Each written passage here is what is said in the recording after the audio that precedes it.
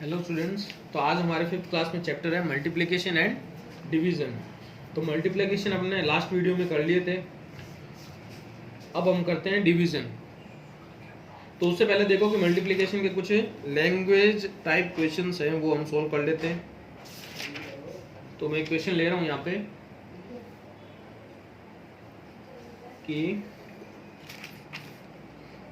First है cost of a chair.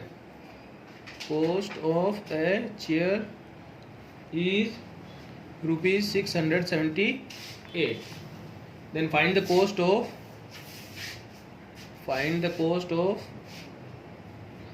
296 such chairs.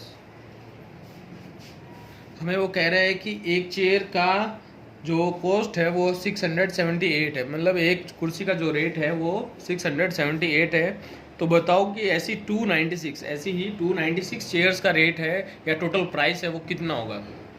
तो multiplication का मीन क्या है कि अगर आपको किसी भी एक थिंग का रेट दिया हो, एक थिंग के बारे में दिया हो और आपको मैनी थिंग्स के बारे में कैलकुलेशन या टोटल फाइंड करना हो, तो हम वहाँ क्या यूज़ करते हैं, मल्टीप्लिकेशन यूज़ करते हैं। आप मल्टीप्लिकेशन में रहता क्या है, टाइप एडिशन टाइप रहता है। क्या रहता है? Addition system. जैसे कि मैं यहाँ कहूँ कि 2 रुपीज़ के कॉइन हैं। कितने कॉइन हैं आपके पास? 8 कॉइन्स हैं। 2 रुपये के 8 कॉइन्स हैं आपके पास। तो बताओ कुल कितने रुपीज़ हो जाएंगे, कुल या टोटल है वो कितना रुपये हो जाएगा आपके पास। तो नॉर्मली आप ये करते हो कि 2 रुपये के कॉइन 8 हैं, तो 2 8 जा 16 रुपीज़। लेकिन आप एडिशन कैसे कर सकते हो? 2 रुपये के 8 कॉइन है, तो पहला कॉइन 2 रुपये का, प्लस दूसरा कॉइन 2 का, प्लस तीसरा कॉइन 2 का, प्लस चौथा कॉइन 2 का, फिर 5th 6th 7th और 8th। ये 8 कॉइन्स आपके पास हो गए 2 रुपीज़ के। तो आप इन सबको क्या किया, ऐड किया। क्या किया? ऐड किया। तो 10 नंबर्स तक हम चीज़ को ऐड कर सकते हैं। लेकिन अगर 296 चेयर्स का फाइंड करना हो तो हमें एक 1 चेयर का मालूम है 678, सेकंड का भी 678, थर्ड का भी 678। मैं इन सबको एक एक चेयर का रेट कैलकुलेट करते करते कहाँ तक जा रहा हूँ, 296 चेयर का लिखूंगा। तो पहले तो एक पेजेस आपके ज़्यादा फिल होंगे, दूसरा कैलकुलेशन के टाइम में आप इतना सारा एडिशन करने में क्या होगा, मुश्किल होगा। तो हमने उसको सिंपली किस तरह से कर दिया, एक मल्टीप्लाई रूल से। क्या कर दिया? एक मल्टीप्लाई सिस्टम लाए, जिसके अंदर क्या किया हमने कि अगर सेम वैल्यू जितने टाइम एडिशन में है तो हम उसे क्या करेंगे, उस वैल्यू को लिखेंगे जो सेम चल रही है एडिशन में। सब जगह फेस वैल्यू क्या है, 2 2 2 2 ये सब जगह। तो और बाकी को हम कर देंगे मल्टीप्लाई, और अब काउंटिंग कर लेंगे कितने टाइम तक एडिशन में है। तो 1 2 3 4 5 6 7 8। तो बस इतने पूरे इस इक्वेशन को मैं इस तरह से लिख सकता हूँ, और इक्वल टू ये बन सकती है आपकी कि 2 है वो 8 टाइम एडिशन में है, तो मैं इसको 2 को 8 टाइम मल्टीप्लाई करके सेम आंसर आएगा आपका। और यहीं से हमने क्या किया, टेबल लिखना स्टार्ट किया।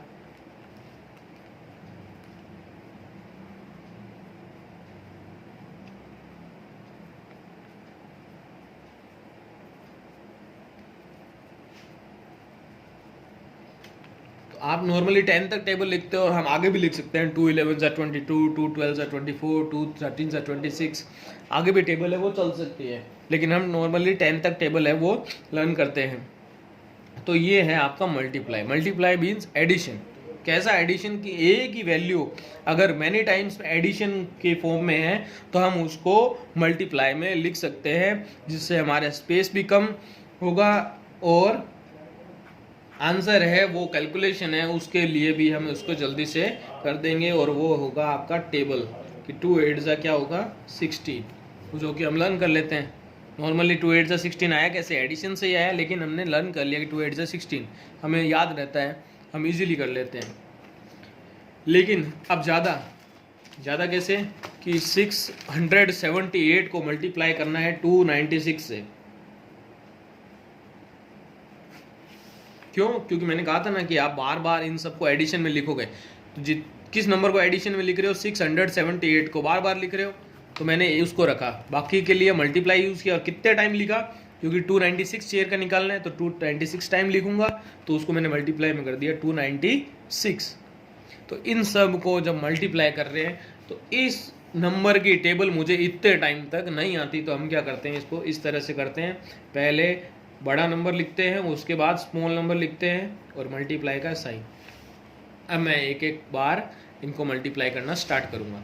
तो वंस को जब मल्टीप्लाई करूँगा इससे, तो 6 8 जा 48 और कैरी जाएगी 4 नेक्स्ट नंबर पे। फिर 6 को 7 से, 6 7 जा 42, 42 और 4 ये प्लस हो जाएगी कैरी 46 कैरी नेक्स्ट नंबर पे। फिर 6 6 जा 36 और 4 40। अब नेक्स्ट मैं टेंस पे जाऊंगा, तो ये टेंस पे 9 है, 9 टेंस का मीन्स हो गया 90, तो 9 से ही मल्टीप्लाई कर रहा हूँ। 90 का जीरो कहाँ गया, तो उस जीरो को मैं यहाँ लिख दूंगा, या फिर जीरो नहीं लिख के मैं क्या लिख दूंगा, यहाँ क्रॉस लिख दूंगा पहले ही। अब मैं सिर्फ 9 को मल्टीप्लाई करूंगा, 90 को नहीं करूंगा। 9 को मल्टीप्लाई करूंगा 8 से, 9 8 जा 72 कैरी चली जाएगी 7 नेक्स्ट नंबर पे। फिर 9 7 जा 63 प्लस 7 70 कैरी चली जाएगी 7 नेक्स्ट नंबर पे। और 9 6 जा 54, 54 प्लस 7 ये हो जाएगा आपका 61। एक चीज़ आपको ध्यान रखनी है क्या, कि नंबर के नीचे ही डिजिट है उनको एक दूसरे के नीचे लिखना है, ये नहीं इकट्ठा कर दो आप। आपको एक एक डिजिट के नीचे है वो लिखता रहना है, ताकि हमें आगे की टाइम जब एडिशन करते हैं उसमें हमें इजीली से हो जाए। अब नेक्स्ट है नंबर या डिजिट है आपका 2। 2 कौन सी पोजीशन पे है, प्लेस वैल्यू क्या है इसकी, 2 की हंड्रेड्स पे है। तो 2 हंड्रेड्स मीन्स हम यहाँ ओनली 2 ले रहे हैं, तो हंड्रेड्स में क्या होते हैं, 2 जीरो रहते हैं, तो 2 जीरो की जगह मैं करा दूंगा 2 क्रॉस। अब 2 को मल्टीप्लाई, 2 8 जा 16 कैरी 1। फिर 2 का 7 से, 2 7 जा 14, 14 और 1 15 कैरी 1। फिर 2 6 जा 12 और 1 13। अब इन सब को हमारे कैलकुलेशन कंप्लीट हो गई है, और अब हम कर लेंगे एडिशन सबका। इनका एडिशन नॉर्मली आपको बोला था ना कि मल्टीप्लाई में क्या होता है, एडिशन ही रहता है। और हम इसको किस तरह से करते हैं, 678 को 296 से कर रहे हैं, तो पहले 200 फिर प्लस 90 प्लस 6। हम इसको इस तरह से अलग अलग मल्टीप्लाई करके, पहले स्टेप में मल्टीप्लाई इसको किया जो मैंने यहाँ लिखा, दूसरे स्टेप में मल्टीप्लाई इसको किया जो मैंने यहाँ लिखा, तीसरे स्टेप में मल्टीप्लाई इसको किया जो मैंने यहाँ लिखा। इन सब में प्लस है, तो इन सब को मैंने क्या कर दिया, प्लस कर दिया, और यहाँ मैं लिख दूंगा टोटल। तो ये आपका मल्टीप्लिकेशन का है जो सिस्टम है, कैसे वो करना है। फिर है 8, ये 6 + 2 8, और 0 + 0 + 6 6, 4 + 1 5, 5 + 5 10 कैरी 1, 6 1 7 और 3 10 कैरी 1 और 1 1 2। तो ये आ गया आपका ऐसे ही 296 चेयर्स का जो टोटल प्राइस है, टोटल कॉस्ट है, वो क्या आएगा।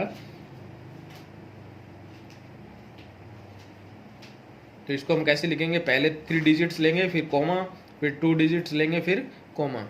ये जो पोर्शन रहता है आपका लैख का रहता है, ये पोर्शन रहता है वो थाउजेंड्स का रहता है, और ये पोर्शन है वो वंस के लिए रहता है, जिसको हम इजीली पढ़ सकते हैं क्या, 688। तो ये हो जाएगा 2 लाख, थाउजेंड्स में कुछ नहीं है, तो सीधा 2,688। प्राइस क्या हो जाएगा, 2,688।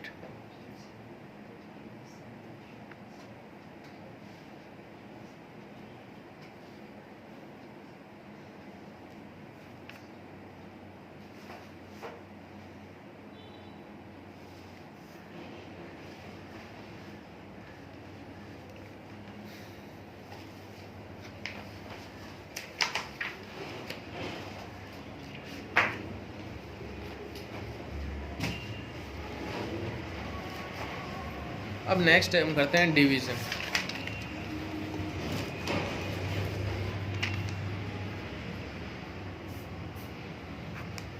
तो डिवीज़न में देखो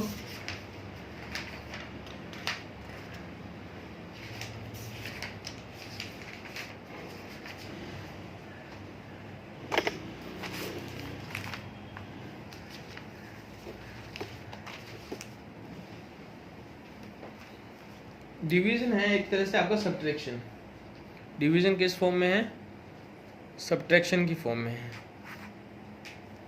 देखो एडिशन है वो कैसा है? मल्टीप्लाई। और डिवीज़न है वो कैसा है?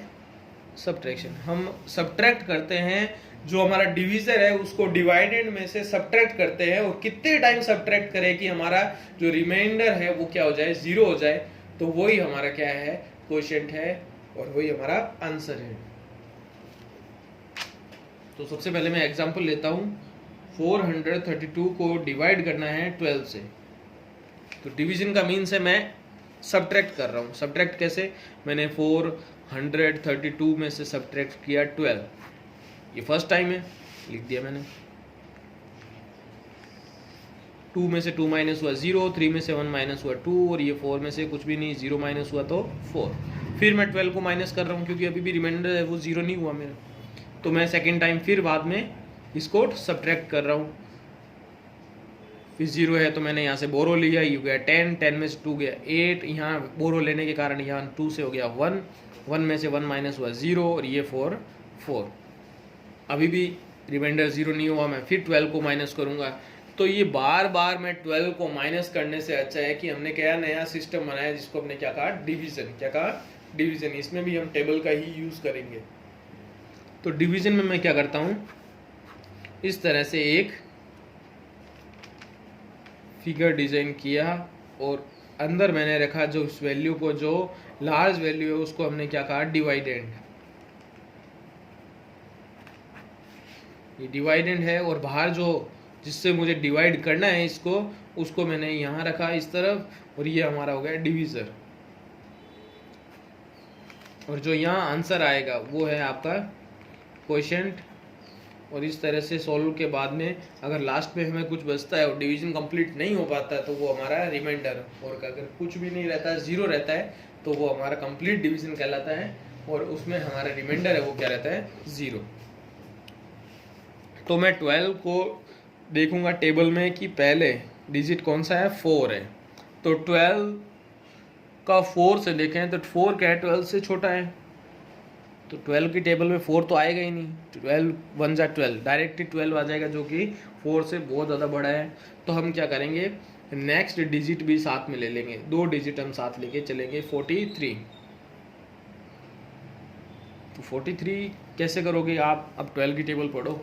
12 1 जा 12, 12 2 जा 24, 12 3 जा 36, और 12 4 जा 48। 48 क्या हो गया? 43 से बड़ा हो गया। हमें क्या रखना है डिवीजन में? या तो इक्वल हो या फिर स्मॉल हो, हमें लार्ज नंबर है वो नहीं लाना है। तो 12 की टेबल में कितने टाइम पढ़ूंगा? 3 टाइम। 12 3 जा 36, क्योंकि 4 टाइम पे 48 है, वो 43 से बड़ा हो जाएगा। और अब हमें क्या करना है? इसका सब्ट्रैक्शन। तो 3 में से 6 माइनस होता नहीं, तो मैंने यहाँ से बोरो लिया, तो ये हो गया 13। 13 में से 6 माइनस हुआ तो 7, और ये 4 बोरो देने के बाद कितना रह गया? सिर्फ 3 रह गया। तो 3 में से 3 माइनस हुआ तो 0। अब जैसे ही आप रिमाइंडर आता है, उस रिमाइंडर को एक बार चेक कर लो कि वो आपके डिवीजर से छोटा रहना चाहिए। तो 7 है वो 12 से छोटा है, मतलब हम सही कर रहे हैं क्वेश्चन को भी। अब है कि 7 से अब डिवीजन होगा नहीं, हर एक सब्ट्रैक्शन के बाद में आपको एक डिजिट है वो डिवाइडेंड से उठाना है। तो 43 तक तो आपने कैलकुलेशन कर ली थी। अब नेक्स्ट है 2 को आपको नीचे लेना है, और अब जो नंबर आपका बन गया वो क्या है? 72। तो 12 की टेबल अब पढ़ो 72 के लिए। तो 12 6 जा 72, 6 टाइम पे 12 की टेबल है वो कम्प्लीटली क्या रहती है? 72 रहती है।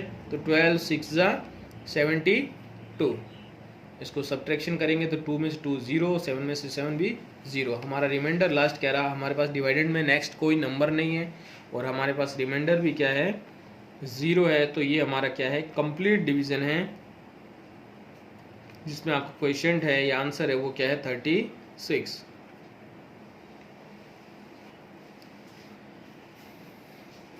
तो इसी तरह से आपको नेक्स्ट क्वेश्चंस भी है वो करने हैं, और उसके लिए आपके पास एक्सरसाइज है ये 3.2, जिसमें आपके पास डिवीज़न है, और 3.1 में मल्टीप्लिकेशन है।